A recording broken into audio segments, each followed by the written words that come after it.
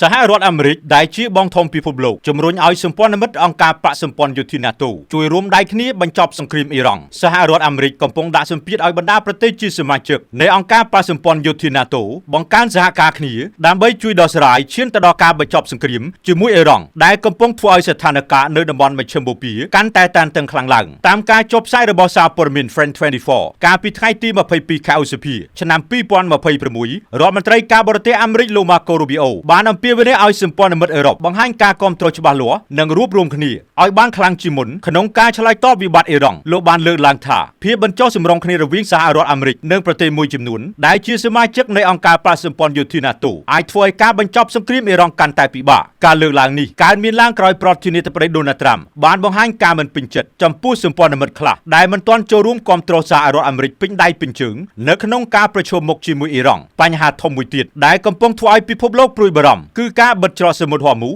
ដែលជាផ្លូវទឹកដឹកជញ្ជូនប្រេងនិងអូស្មန်ដ៏សំខាន់បំផុតមួយរបស់ពិភពលោកអ៊ីរ៉ង់បានបិទច្រកសមុទ្រនេះបន្ទាប់ពីមានការវាយប្រហារពីសហរដ្ឋអាមេរិកនិងអ៊ីស្រាអែលកាលពីចុងខែកុម្ភៈឆ្នាំ2026រដ្ឋមន្ត្រីការបរទេសអាមេរិកលោក Marco Rubio បានជំរុញឲ្យបណ្ដាប្រទេសអឺរ៉ុបត្រៀមផែនការបន្ទាន់និងវិធានការចាំបាច់ក្នុងករណីត្រូវបង្ខំឲ្យបើកច្រកសមុទ្រហ័រមូសឡើងវិញប្រសិនបើសង្គ្រាមនៅតែបន្តអូសបន្លាយស្របពេលជាមួយគ្នានេះសហភាពអឺរ៉ុបក៏កំពុងពិចារណាដាក់ទណ្ឌកម្មលើមន្ត្រីអ៊ីរ៉ង់និងអ្នកពាក់ព័ន្ធនឹងការបិទច្រកសមុទ្រហ័រមូសខណៈទីក្រុងតេហឺរ៉ង់នៅតែប្រកាន់ជំហររឹងត្អឹងមិនចុះញោមដោយអះអាងថាសន្តិភាពពិតប្រាកដអាចកើតមានបានលុះត្រាតែចំនួនទាំងអស់ក្នុងតំបន់មជ្ឈិមបូព៌ាត្រូវបានដោះស្រាយព្រមគ្នាខ្ញុំតារាពី All To New TV